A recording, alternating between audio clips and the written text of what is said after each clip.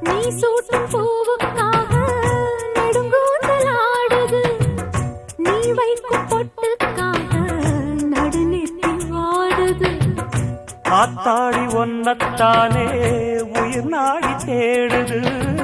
காவேரி எங்கே போகும் கடல் வந்து கூடுது.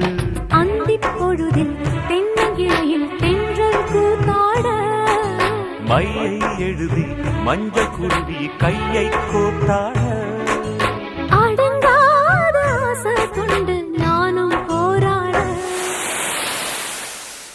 உனக்கென பிறந்தவ ரெக்க கட்டி பறந்தவ இவதான். என விட உனக்கு இங்கு மனசுக்கு பிடிச்சவ எவதான்.